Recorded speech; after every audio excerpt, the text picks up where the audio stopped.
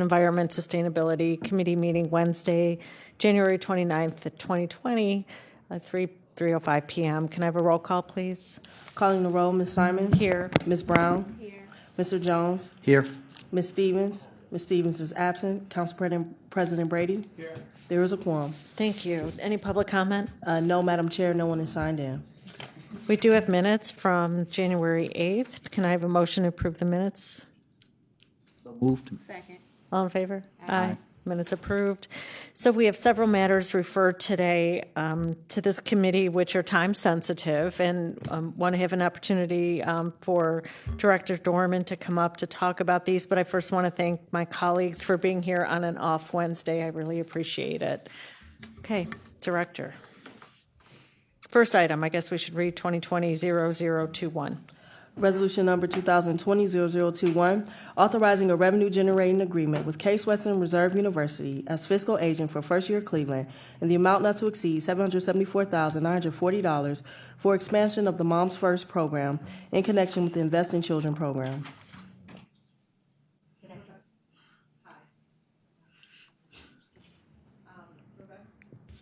There. Rebecca Dorman from Invest in Children in the Office of Early Childhood, and thanks again for all of you for this meeting. We do have 6 items on the agenda today, so this is the beginning of all of our contracting for the biennial budget. So I know we'll be back again next week as well. Before I do dive into the details of the first item, I want to just take a 2 minutes just to tell you a sense about where we're headed in 2020 and beyond very quickly. As we hit our 20th year, we did some internal reflection in our office and updated our mission statement, and I believe you all got a copy which has our new mission statement at the top. We felt it was important to emphasize 2 things that had not been emphasized before. First was equity and access to services, and the second was research, which both informs how we shape our work and then how we evaluate our work. So we've revised it. You have the revised version in front of you. We recently presented it to our advisory committee of community stakeholders who were very positive about it. So we're very pleased about that. We think this is more than just wordsmithing. We think it is really important for us to always be aware of, especially on the equity issue. The other big picture item to bring to your attention is our broader focus on a 2-generational approach. So we will always be here for children, prenatal to kindergarten, and we've talked about their families sort of as a little bit of an afterthought because kids obviously live in families. The 2-generation approach says that we really need to bring equal emphasis to the parents of children and improve their lives as well, and not simply think of the adults in the child's life as the conduit to the child's development, but to pay attention to the parent as a person, their development, and in particular to help with pathways to education and employment. So we have begun that. Right now we have a partnership with Towards Employment, developing a pilot program with several of our UPK sites to work with the parents of kids there. We hope once we get to the end of the pilot, we'll have results and feedback, and then roll it out across UPK. And we are looking at how we infuse this into all of our programs. So wanted to also let you know about that. At the community level, we are very deeply involved with the Lead Safe Coalition and are co-chairing the Screening and Services Committee, which comes on the heels of research that we had commissioned from CASE, which showed that the screening rates for children on Medicaid were very low, even though they are a requirement of the Medicaid program. So that committee and working with other stakeholders as a conduit to improving those screening rates and then getting kids services. We're also very involved with Say Yes to Education work and co-chairing both the Early Childhood Committee of Say Yes to Education as well as a task force focusing on obstacles to school readiness. So very quick snapshot of some of the other things going on, but I will now focus in on our first item, which is actually, I'm happy to, if anyone has questions before I go on, but if not, I'll go on to the first item, which is actually a revenue generating agreement.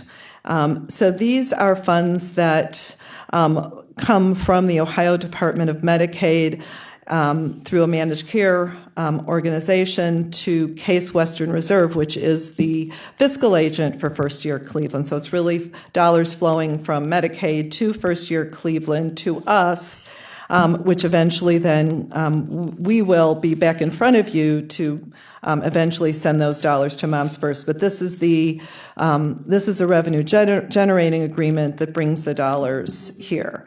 So just as a reminder, Moms First is a maternal health home visiting program led by the Cleveland Department of Public Health. It's serving pregnant moms in the city of Cleveland now until their baby reaches 18 months of age. A very specific goal of improving birth outcomes and infant health, reducing infant mortality. They also assist with referrals for insurance, housing, food, and education. They've been in our community for over 20 years. They actually predate Invest in Children. They have been extremely successful in accomplishing their goal around infant mortality. So in 2018, if you were in Moms First, so the infant mortality rate for babies whose moms were in Moms First was only 5.6.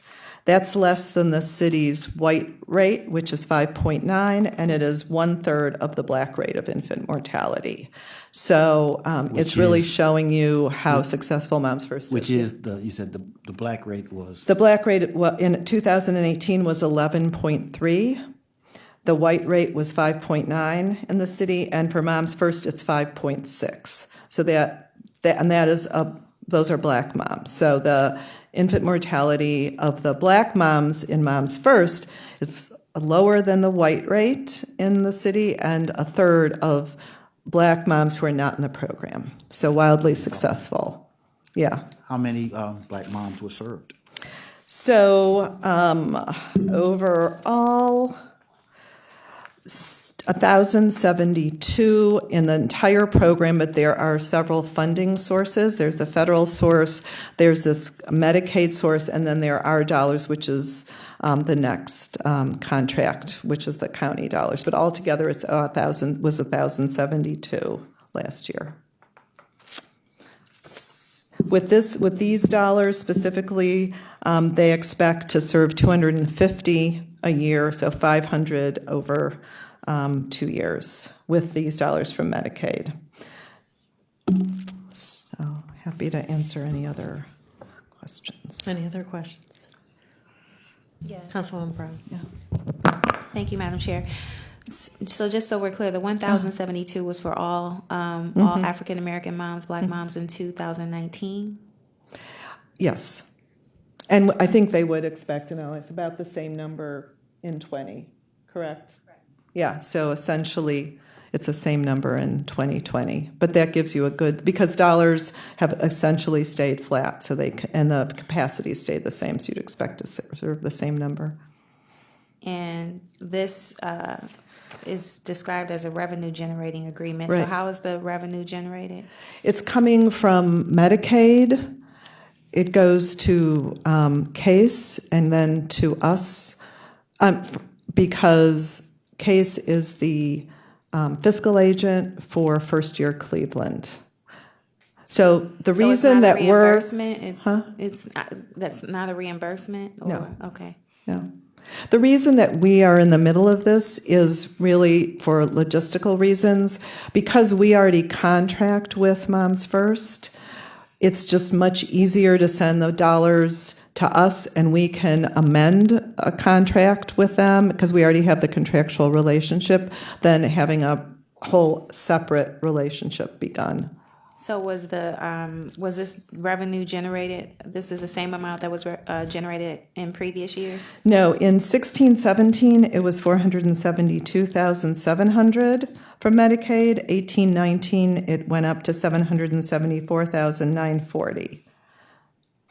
Okay, and we And can, it's there, and it stayed at that amount for this coming year. and we can attribute that increase from 472 to 774 to what?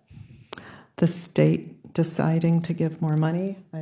Is there another reason why we got more money? More money was available. Just more money was available from Medicaid. We like more money. All right, I thank know. you. Can you share with us what the universe of moms that need this help? The Conservative total house, number of right. moms, that's I'm going to turn possible. to I'm going to phone a friend. Lifeline. Lynn, do you want to say, Lisa, do you want to speak to that, Lisa? So Lisa Matthews has been the head of the Moms First program for 20, Since 1993, I don't know. since 1993. Do you want to speak to the total universe of moms? Well, it's kind of hard to say. I didn't Can you, bring can you with- try to speak into the microphone? Sure. I don't recall the number of births that there were in the city of Cleveland. Do you recall during the time? Well, there's a little less than 15,000 births in the county a year, and I think proportionately more in the city. I'm looking, anybody know that number? Although, I'm thinking it's maybe a little more than half are in the city. Right, so there's that factor, but then we don't really know the proportion of women.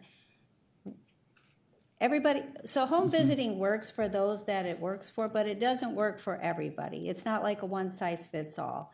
So we know that home visiting, as Director Dorman indicated, for Moms First has made a significant difference in the birth outcomes for those families that are involved.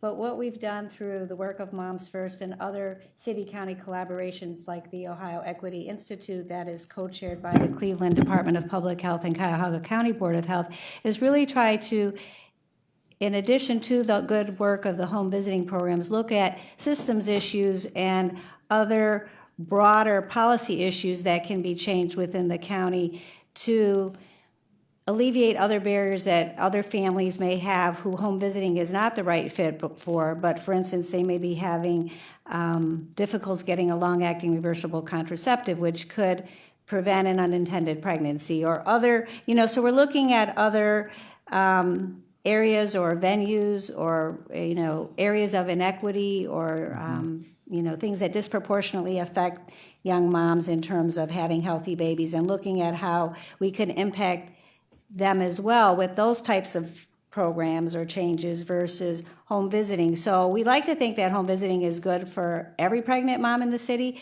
but we know that it doesn't work for everybody and everybody doesn't feel they need it. So in addition to our work, we are trying to look at these broader systems issues as well. But home visits is the primary vehicle for delivering this service? Correct. Home visit, okay.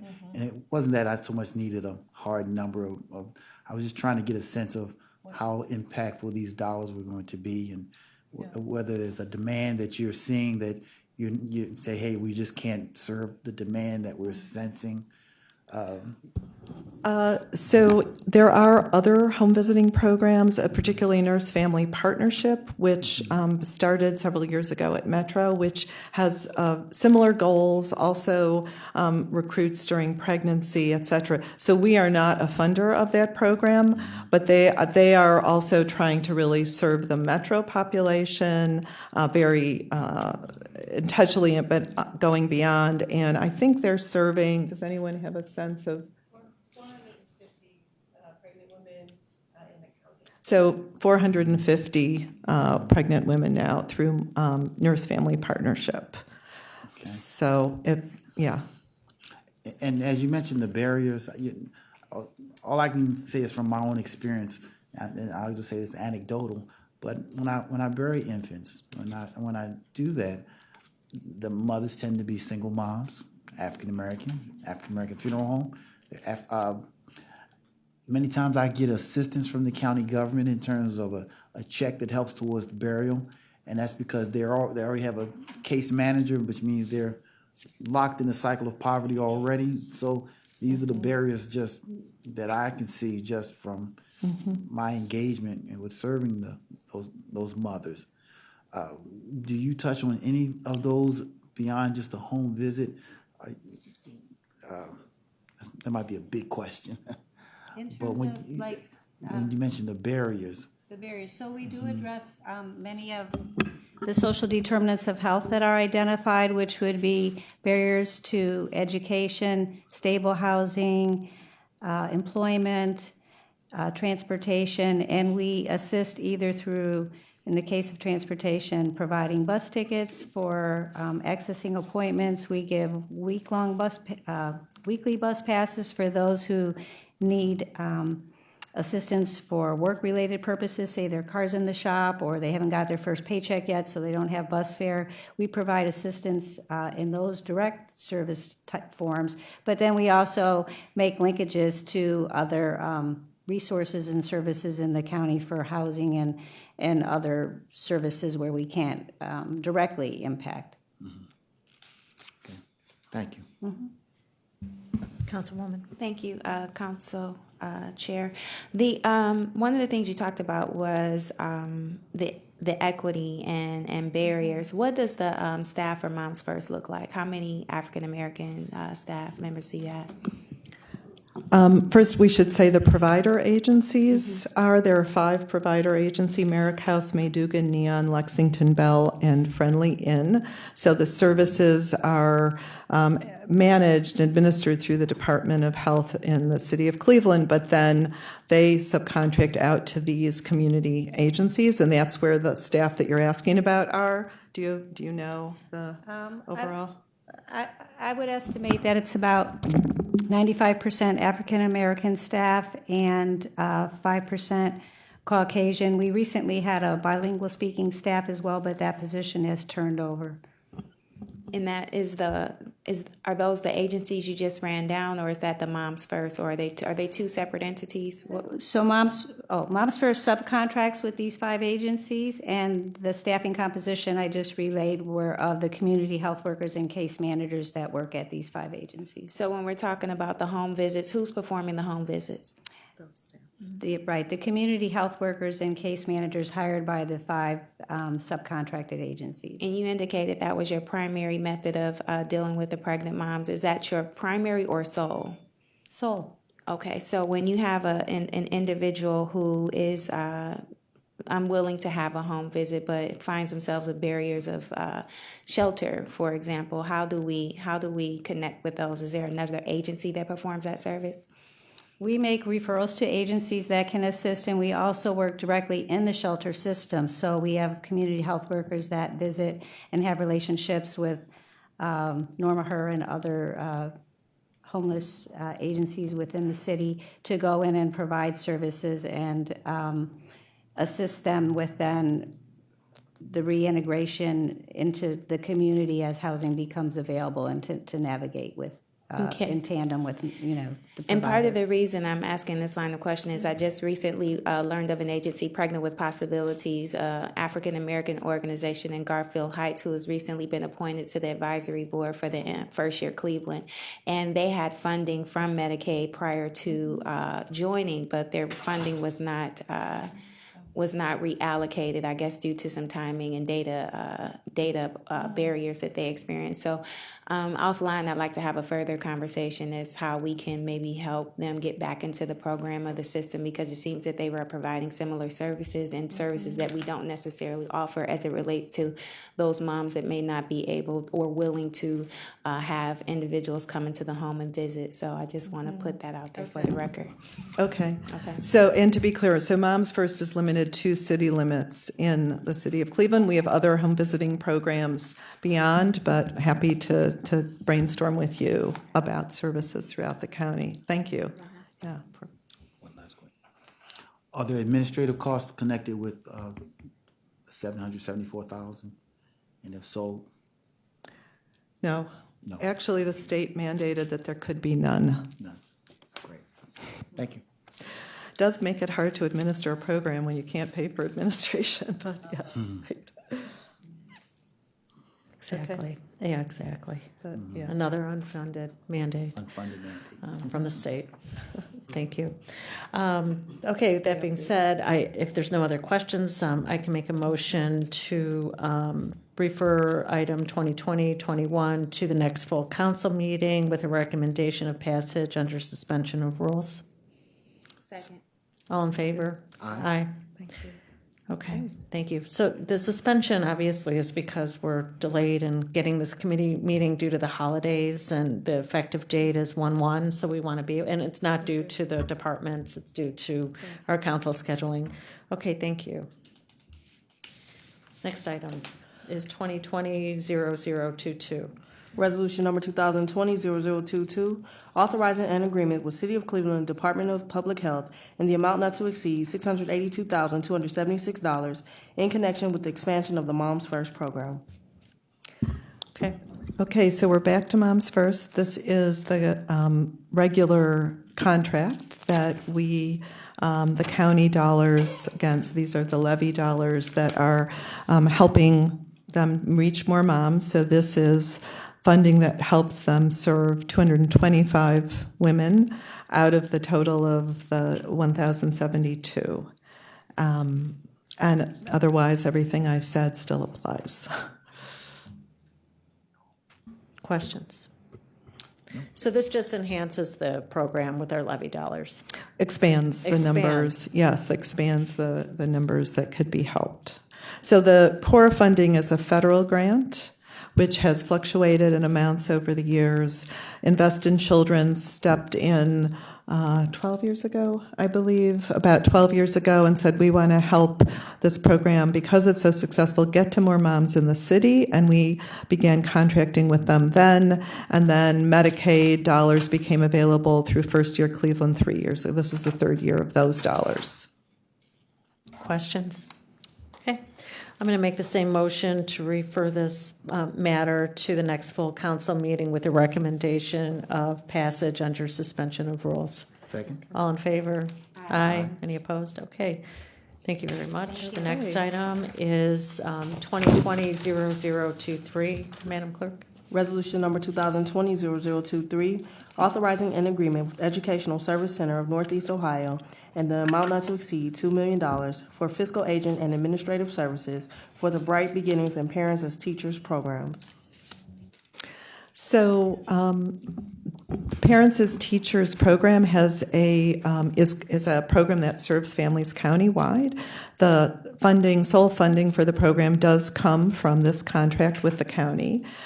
We created this program in collaboration with Bright Beginnings, which was then known as Help Me Grow, because of the limited eligibility for intake to other programs. So for like Moms First, you need to be pregnant. Nurse Family Partnership, you're pregnant. So this program, which focuses on supporting the child's development, parent-child relationship, certainly also makes referrals to other community services, is a lot more flexible on intake, and will intake a child until the child is age 3, and will keep serving them until kindergarten.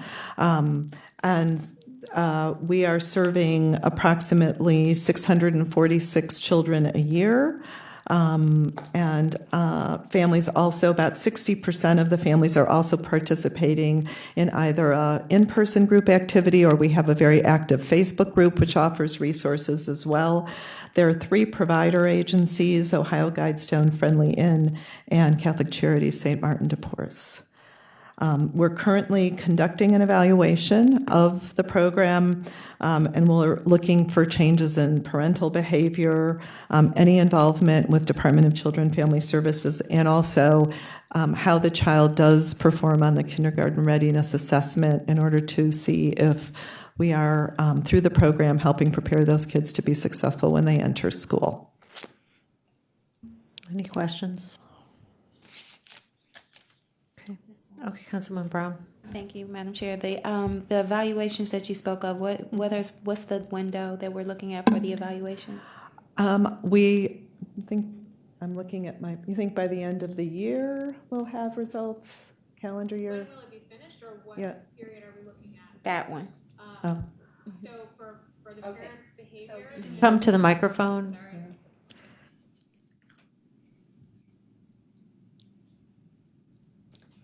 This is Dr. Shauna Borman, our evaluation manager. Thank you. Hi. So for looking at changes in parent behavior, starting in July 1st of 2018 is when they started the new assessment to look at parental behavior. So we're going to start there and go to present.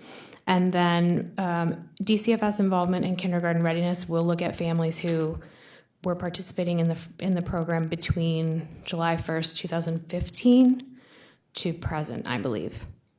Okay, thank you. And that second group that you described, that will also include the third grade reading guarantee results, or no? No, we won't have enough. I know it's third grade reading is.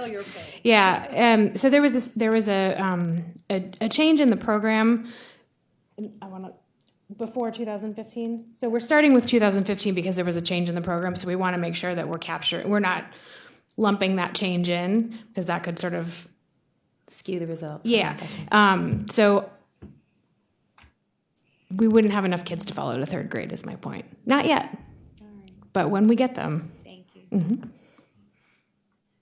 Okay, any questions? Okay, so I'm going to make a motion for 2020-0023 to be moved to the next full council meeting with a recommendation of passage under suspension. All in favor? Aye. Okay, next item, Madam Clerk, 2020-0024. Resolution number 2020-0024, authorizing an amendment to contract number CE 1800489 with Child Care Resource Center of Cuyahoga County, doing business as Starting Point. Oh, okay, we're stopping there? Okay. So this is Starting Point's contract to serve as the lead agency for the Universal Pre-K program. So you know that UPK is our comprehensive, high-quality early care and education program for preschoolers 3 to 5. Starting Point plays a key role as the agency that works directly with the providers on all of the quality enhancement work that goes on site in the classrooms. So there is work around training and technical assistance on the quality of care that children receive. There's a strong family engagement component and an action team that exists for every site, which has parents from that particular site, professionals and community members who, with the support of Starting Point staff, develop a plan for how to engage families in that particular site over the year, and it looks different in every site. They support every professional in the classroom needs to have a professional development plan. So Starting Point comes in, works with the administrator and the teachers on those, make sure they have professional development plans, connects them to scholarship dollars if that's appropriate. They administer our Safety Net Scholarship program. So Safety Net scholarships are relatively short-term scholarships, but they're available for crisis situations so that a child is able to remain in the UPK site when there's been some extenuating circumstances. So it could be illness of a parent. We just heard a story of a mom who the family thought she would just be given probation. Instead, she was sent away for quite a long sentence to prison, separated from her 2 young children. The grandma, thankfully, was able to step in to care for the children, but did not have the funds to pay for the child to remain in childcare, so our Safety Net Scholarship was able to allow that child to remain in care. There's also resource coordination where staff from Starting Point both provide training to all the providers about all the resources that exist in the community to be able to do direct referrals for families, prepare a very comprehensive sort of notebook that each site has. There's a parent resource area. So That gives you, and then there's the Management and Information System, COPA. So that is a huge job because every site must enter in real time the attendance and information about every child and attendance. That's how they generate their invoices to us. And all of that, it's an online system. So Starting Point manages all of that, trains all the providers in how to go into COPA, use COPA, and then provides us with regular reports out of COPA. And that's a huge undertaking because we're now at 4,300 children. So that gives you a sense of all of the roles that Starting Point plays with the providers, and that's what this contract is about. And we have Billy Osborne-Fears here if you have additional specific questions. I have a question. This is a 7-month extension through July only, 7 months? So, yeah, so what we're trying to do, we had experimented with getting on a calendar year, which is the same as the budget year here, basis with this contract, but it proved that it was challenging because UPK actually operates on a school year calendar, so it just became sort of excruciating to artificially squeeze 2 school years into the budget year. And so working with our lead agency, we decided we would revert to the school year. And so to do that, this is the reason we're doing it this way. Council President Brady? Thank you, Madam Chairperson. I just wanted to ask if you might have anything to say about how the Health and Human Service Levy might impact this program. Oh, I'd be delighted. Yes. So, as you well know, that we were able to more than double the number of children who are being reached by this very high quality program with the addition of the levy dollars and then the private funding dollars. We've been, I think, very good stewards of those dollars, so that we are actually going to get 4 years out of the dollars versus 3, but all good things must end, and those dollars will be ending, and we needed a sustainability plan. And although we had attempted, we did a Pay for Success federally funded program, but didn't have an end payer. And while the state has been helpful in raising rates for providers, they're certainly not going to provide us with funds to do the full scope of what a UPK is, as you heard about. So we were, thrilled is almost not strong enough a word, that the decision was made that with the additional $35 million that the levy increase would bring, that $5 million of that is being reserved to allow us to maintain this expansion. So it's critical to keeping the program at its current expanded capacity. And we have providers out there, it would be great to even expand further. We have providers out there calling, wanting to get into the program.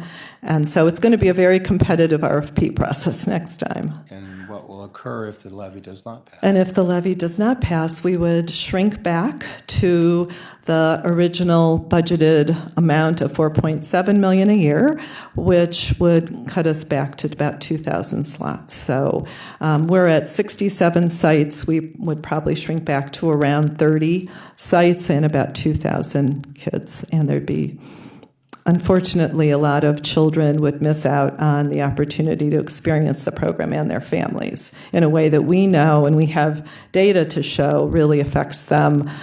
We do have third grade reading on UPK, which shows, so far positive trends. We certainly have good data on the kindergarten readiness assessment and how it, gets kids ready in a way that even regular high quality care does not if they get a dose of 18 months. Thank you. Thank you for that question. Thank you. Okay, so that being said, without other further questions, I'm going to make a motion that 2020-0024 be moved out of committee to the next full council meeting with the recommendation of passage under suspension of rules. Second. All in favor? Aye. Thank you. Okay, 2020-0025. Next item, can you read that, Madam Clerk, please? Resolution number 2020-0025, authorizing a contract with Child Care Resource Center of Cuyahoga County, doing business as Starting Point in the amount not to exceed $1,587,702. Is that it? Okay, so you stopped midway, Madam Clerk? Okay, so that's okay. Go ahead, Director. So Starting Point, as you heard, is the resource and referral child care provider for our community. So part of their regular role is to work with all providers to raise the quality of care. But they really get limited dollars to do that from the state, and actually the amount has been shrinking over the years. So what we are able to do with these dollars is build capacity and Starting Point, in particular to reach the July 1st goal of 2020, which we've been talking about this for so long, and suddenly here it is, it's 2020, and that is that we have about 13,000 children in Cuyahoga County from 0 to kindergarten who get their child care through a subsidy. By July 1st, they will only be able to use that subsidy in a provider that has been rated by Step Up to Quality, the state system. So, there's been a huge push to get enough providers rated who are serving those children so that we will have a spot for all of those 13,000 children. So the dollars that we provide to Starting Point allows them to do that work, and it has been extremely successful in that right now we are at 83% of those programs are already rated, and so they are. I know there are many more in the pipeline. So we should make 100%, right, by the time we get to July 1st, so that we will have enough seats for all of those children to go. So that's what that is about. Questions? So these are levy dollars? I'm sorry. Yes. All All of our public dollars are the levy. So this actually just gets helping the facilities get up to speed with regard to Step Up to Care to make sure that we Correct. have available sites to provide right. UPK. Correct. This is the foundation. I mean, this program actually preceded UPK, and you had to build a foundation of quality in order to even begin to build the very high quality that is UPK. It also is the TEACH program, which offers scholarships to providers so they can continue their education and get we step in and provide the dollars so they can get bachelor degrees. Okay. So. Question. Thank you. So of the 13,000, you're saying 17%, which kind of is around 2,000 that need to be rated between now? No. I said no. I'm sorry. There are 378 centers right now that need to be we would hope would get rated. 315 of those centers have already been rated by the state and Step Up to Quality 1 to 5 stars. Okay. And so that's 83% of centers. Of the 378. Right. Okay. Of the three. And just to let you know that actually of the ones that have been rated, 54% are 3 to 5 stars. Where they've been highly rated, which is fantastic, because the next goal, which is in 2025, is that in order to have children come with public funding, you have to be highly rated. Okay. So, So we're well on our way to even meeting the 2025 goal. But the immediate goal, which, everyone around the state is working very hard on, is this July 1st goal. So we're at 83%. There are providers already in the pipeline to, so there will be many more rated by the end of. 13,000 was the And the number of 13,000 are the children. kids, Okay, right. all right. What we're doing, and I can tell you what we're doing now, so where my concern is now is looking, so, you have 13,000 children, obviously, some are infants, toddlers, and some preschoolers. So you need to match by neighborhood and by type of seat to make sure that we have the capacity we need. So we were really thrilled. Just this week, our colleagues at JFS here at the county were able to do a breakdown by neighborhood and age of child for all the children who are on subsidy. And I just sent it to Starting Point 2 days ago. And now they've got the capacity report to look by neighborhood at what seats are there by age of child. And we're going to match that up to look and see, are there areas we need to work on? What worries me most is infant care. So we'll be taking a hard look at that. So it is more than just getting those big numbers. It's getting the type of seat in the neighborhoods to meet families' needs. Okay, and just help me follow the money a little bit. So 1.5, is this an increase or the same amount? No, this is flat funding, yeah. Okay, and if our goal is to have this completed by 7/20, what will we do the remaining term of the contract? How will the dollars be used? So that's one milestone, but what we know is, first of all, there are always new providers coming on that you need to work with to get into the system and get rated, and it is not always that easy to keep your rating. So we've unfortunately seen providers, even 5-star providers, one bad day with one staff person who forgets the rules or something happens and you lose your stars or the stars go down. So Starting Point is continually, once you get the stars, you want to help people keep their stars. That is an ongoing challenge. However, they will immediately, at July 1st, the goal is going to start to be, let's get everyone to 3 to 5 stars, and let's help them keep them. And then bring in new providers, let's get them there. So it's really a continuing challenge with this turnover. And these are administrative dollars. We don't use any of this money to provide scholarships, because you did mention you help them get their degrees. Some of the dollars do go to the Teach scholarships. So the state has a program. It's a nationally known brand called Teach, where there is release time from the provider to allow the teacher to continue education, but the state has such limited dollars that they haven't been able to put dollars to allow people to do the bachelor's. They've been able to do AAs, so this allows them to, we step in and again, we try to sort of fill in the gap, and this is to help them pursue their BAs, and we have 48 scholars, Teach scholars right now pursuing their bachelor. It does take a while because they're working, et cetera, but yes, we have 48 Teach scholars. Good. Could you just give us a breakdown of the difference? I'm not online, but if you could just give us an email of how the dollars versus the administration and the scholars. Oh, sure. Okay, I would be happy. Unless, do you know that off the top of your head? Teachers, 117,000. Okay. Okay. 117,000 in Teach dollars. Okay. Thank you. Thank you, Billy. Thank you. And just a question I have, for communities throughout the state that aren't fortunate to have a levy like we do, Health and Human Service, the dollars can actually go to provide this foundation, how do other communities reach these 5-star goals?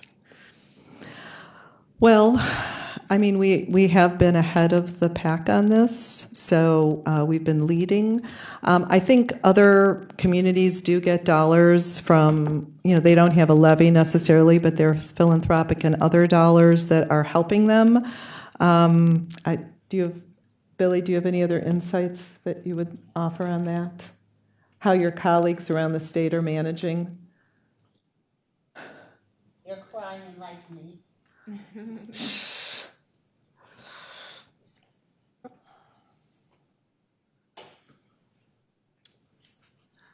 For many years, Billy Osborne Fierce, for many years, my colleagues did not have other revenue sources like we have here. We're really blessed in this community. So we have led the pack forever. Recently, over the last 2 years in Cincinnati, I should say last 3 years in Cincinnati and in Dayton, those communities have come together, and Columbus is trying to come together because of the July 1st, 2020. And so they've provided their child care resource and referral agency additional dollars to help them meet and reach the goals. But we're still leading the pack, and we are the leader in regards to the greatest number of highly rated providers, both in center-based programs and in family child care. Thank you. So are you saying that the counties themselves use general fund money to help, or is it the state that's allocating resources to help these community centers? Well, I'm not saying that the county government part of those in those other areas provided that funding, but foundations came together in those areas, and then in Cincinnati with their UPK program, that's not like our UPK program, but their UPK program, they did allocate some funds for the Child Care Resource and Referral Agency to help programs to become rated. Thank you. Okay. Any other questions? That was at the city level, right? Not the county in Cincinnati. Yes, it's city. It's Cincinnati Promise. Yes, Cincinnati Promise. Yeah, But it's not like ours. they're jealous of ours. In fact, Cranley, he was here yesterday. That's how I know we talked about that. Oh. Sidebar. All right, so, okay, great. So I'm going to make a motion for 2020-0025 to be moved out of committee to the next full council meeting with a recommendation of passage under suspension of rules. Second. All in favor? Aye. All right, that's moving out. And one more, I think. Yeah, one more. Last but not least. 2020-0026, Madam Clerk.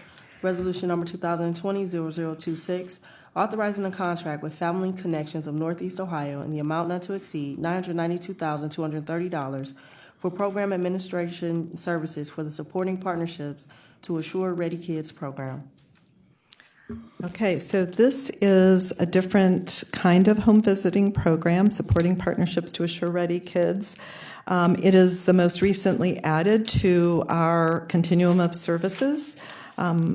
It is focused on preschoolers specifically, and it's a little bit different model in that it's working to really have parents be the ones interacting on pre-literacy and pre-numeracy activities with their children to help prepare them for kindergarten in the 2 years prior to kindergarten. So the parents have homework to do with the kids in between sessions, etc. All of the services are, again, delivered in the home by a trained specialist, which we call a parent partner. And currently, services are provided by Spark in Maple Heights, Warrensville Heights, East Cleveland school districts, and in several schools in CMSD as well.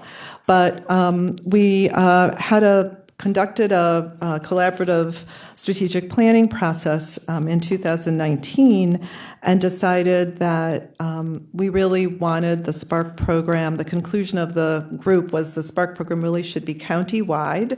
And in particular, we are looking at, or the program is looking at, partnering with our early intervention program through Bright Beginnings. Now that we're identifying children with high lead levels who can be served through early intervention, those services stop at age 3.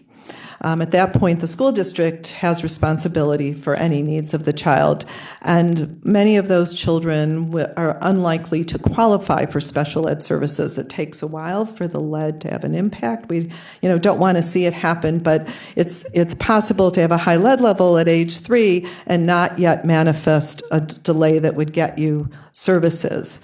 So Spark, however, can step in work with the parent and the child to provide added enrichment. So we hope that those delays and deficits never appear. So that's sort of a new goal moving forward in 2020. With certainly we'll have evaluation attached to that. So to give you a sense of the size of the program, in 2019, 234 children were served. Evaluation findings have found that Spark children made statistically significant improvements on both pre-literacy and pre-numeracy skills. And when they get to kindergarten, again, on the kindergarten readiness assessment, we see that they're more likely to perform in the highest band of the KRA, which is the demonstrating readiness band, than when compared to other children in the same school district. So we believe this is, another type of home visiting that's serving a really important need with a very, this focal point of school readiness and helping parents learn how to support their children as they are preparing them for a successful school career. And I also have, the director of the programs here, so if you have real specific questions, I'm sure would be happy to come and answer them, but I'll do my best. Thank you, Madam Chair. I recently learned that we have a very low level of functioning literacy levels for adults in some parts of the city.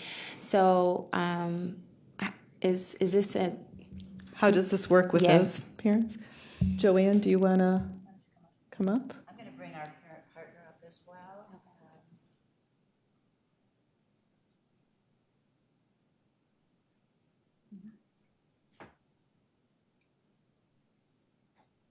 Thank you for the opportunity. I'm Joanne Fetterman, Director of Family Connections. Keisha Tolliver Funches, Spark Parent Partner. Do you want to answer the question specifically about the adult? Yes. I think you should do that. So that was a really good question.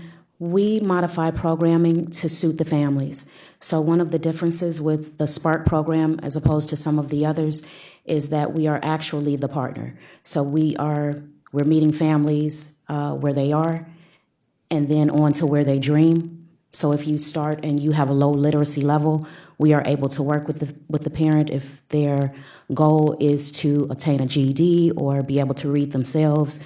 We make connections to programs like Seeds of Literacy, programming at Tri-C Metro Campus to assist the family in moving forward altogether. Okay, excellent. That's what I wanted to hear. Okay, thank you. Wait, don't go anywhere. Don't go anywhere. Just in case. I think that's it. Thank you. Okay, thank you so much. Okay, thank you. Okay, so I'm going to make a similar motion that we move 2020-0026 out of committee to the next full council meeting with a recommendation of passage under suspension. Second. All in favor? Aye. Okay, it passes. I've no miscellaneous business except I'm going to get somebody in from the Dolly Parton book literacy program to speak to us, how that's going. They've got some money, I think, from the governor for that. I happened to see Bob Papinetti at the levy kickoff. They've had a huge surge, and I think it's 7,000, he's told me, families. It's any family in Cuyahoga County can now apply to be a child can under 5. And we talked about in our Cuyahoga Kids responsive website, which we call our app, we did have a link in there already to Imagination Library for Families, but in the past it was only certain zip codes. So today I just said, he said we can take all those zip codes out because now any family would be able to get it. And it's a nice relationship because the other thing we're seeing is he's got email addresses for all of the families who've signed up, and he reached out to them to say, do you know there's Cuyahoga Kids? And we saw an uptick in Google Analytics, so we're sort of said we can work both ways. The families who come to Cuyahoga Kids will reach Imagination Library and vice versa. So that just happened today. So it's going well, but I think he's looking for a sustainability plan. Aren't we all? Okay, thanks so much. We appreciate Okay, it. So this sure. will be at the council meeting in 2 weeks, I guess. All right, so that's it for our Okay, meeting. and we will see, I think, some of you next week, too. Thank you so much. Okay, thanks.